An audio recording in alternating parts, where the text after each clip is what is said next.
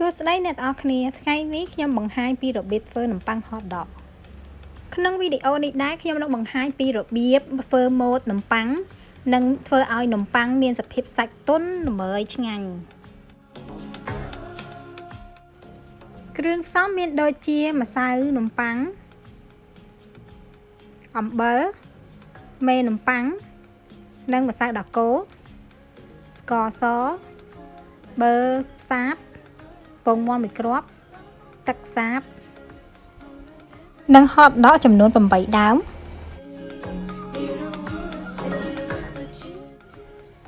បន្ទាប់មកចាក់គ្រឿងផ្សំទាំងអស់ចូលទៅក្នុងម៉ាស៊ីនវាយ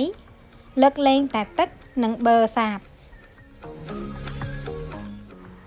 នៅពេលដែលបងប្អូនដាក់គ្រឿងផ្សំទាំងអស់ចូលក្នុងម៉ាស៊ីនវាយនំប៉័ងបងប្អូនត្រូវជៀសវាងជាមួយអំបិលនិងមេនំប៉័ងព្រោះវាអាចធ្វើឲ្យម្សៅយើងអត់ឡើងល្អ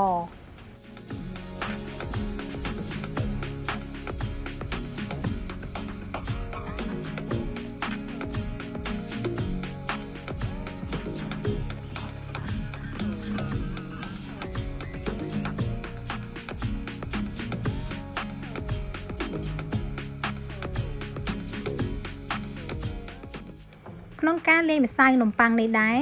ជាដំបូងយើងត្រូវដាក់លេខខ្សោយបន្ទាប់ពីគ្រឿងផ្សំបានវាយចូលគ្នាល្អហើយយើងចាប់ផ្ដើមចាក់ទឹកត្រជាក់ចូលបន្ទាប់មកយើងដាក់លេខកណ្ដាល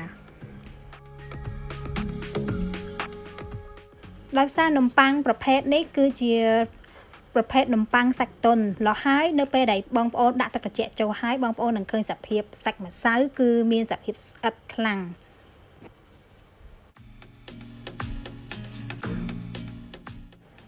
បន្ទាប់មកចាក់ប៊ឺសាបចូលដោយដាក់ម្ដងបន្តិចបន្តិច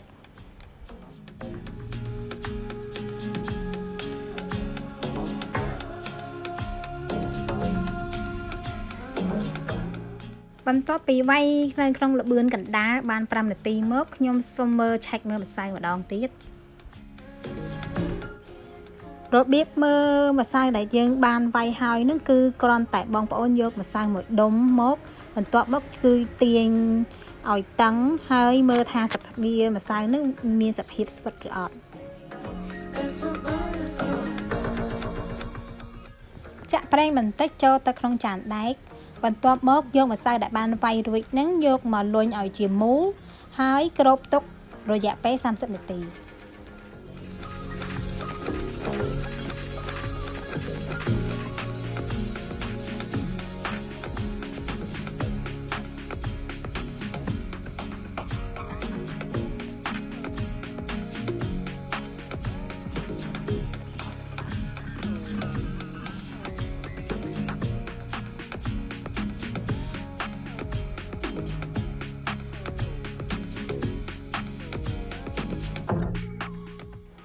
បន្ទាប់ពីរយៈពេល30នាទីមកឃើញថាម្សៅរបស់យើងគឺឡើងធំខ្លាំង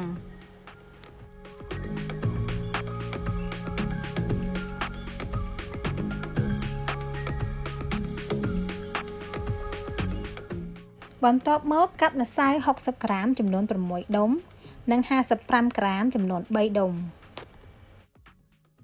បន្ទាប់មកលុញឲ្យមូលនិងគ្របទុករយៈពេល30នាទី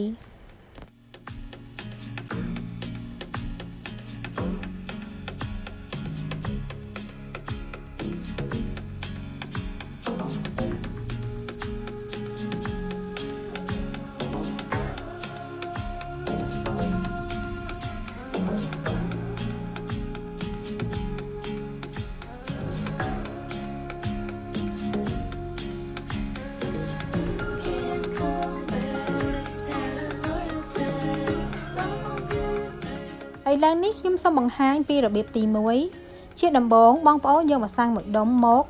កិនឲ្យសំប៉ែត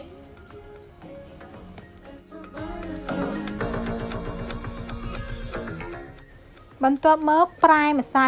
ផ្នែករលោងទៅខាងក្រោម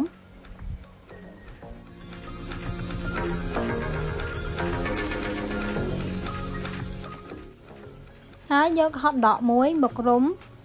ដោយមូលពីខាងលើរហូតដល់ខាងក្រោម ប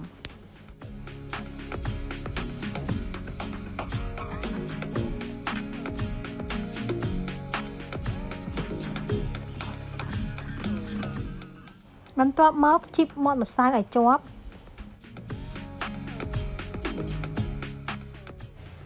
បន្ទាប់មកយកកាំបិតកាត់សងខាងនៃម្សៅនិងកាត់ហតដកជា7ចំណិត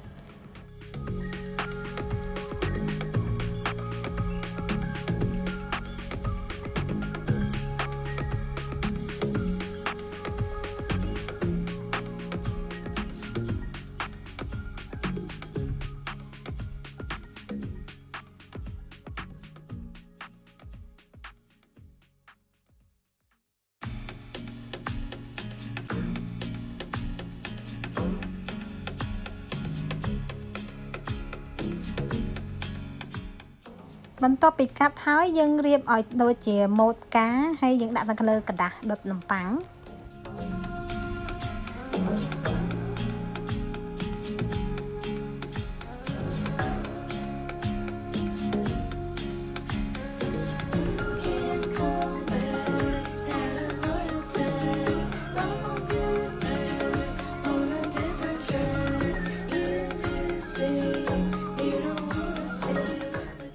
បន្ទាប់មករបៀបទី2បងប្អូនយកម្សៅមួយដុំចេញមកលុញឲ្យជាទ្រវែងបន្ទាប់មករុំជុំវិញនៃហតដក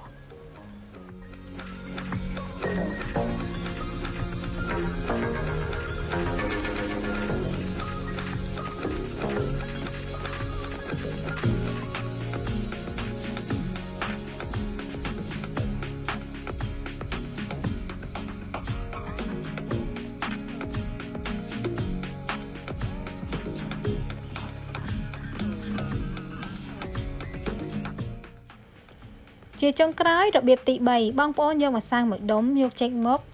វាយឲ្យសំប៉ែតបន្ទាប់មកលុញជាមូលម្ដងទៀត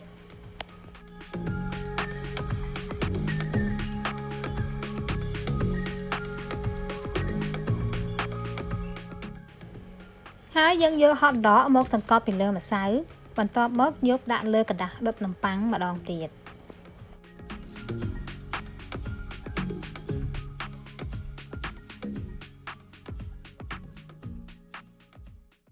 បន្ទាប់មកគ្របទុកឲ្យឡើងរយៈពេល40នាទី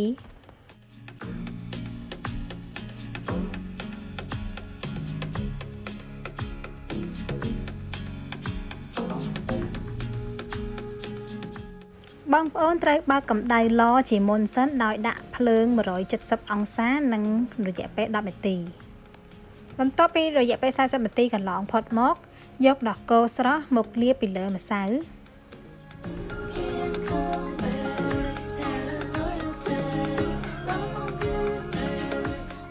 មកក្រោយល្ងខ្មៅបើសិនជាបងប្អូនមិនចូលចិត្តល្ងខ្មៅឬមួយក៏នៅតែអត់មានមិនដាក់ក៏បានដែរចំពោះម៉ូតទី2និងទី3ដាក់បាញ់ណែនិងទឹកប៉េងប៉ោះពីលើ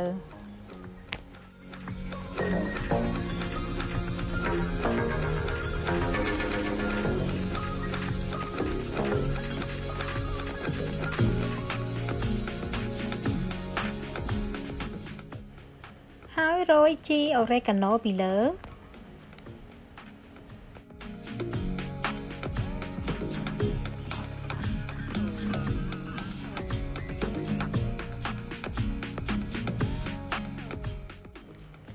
ដាក់ភ្លើង170អង្សាដុតរយៈពេល20នាទីពេលនេះនំរបស់យើងបានឆ្អិនរួចរាល់ហើយ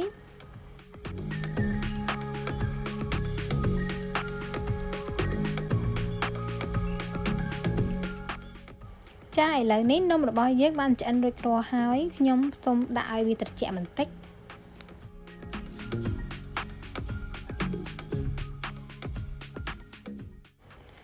ពេលនេះខ្ញុំសូមហែកមើលសាច់នំឲ្យបងប្អូនមើលបន្តិច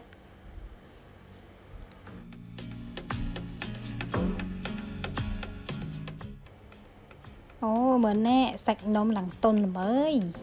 ហើយក្លិនឈ្ងុយទៅដល់គោទៀតវាពិតជាឈ្ងុយខ្លាំងណាស់បើសិនជាបងប្អូនធ្វើឆ្អិនភ្លាមញ៉ាំភ្លាមគឺកាន់តែឆ្ងាញ់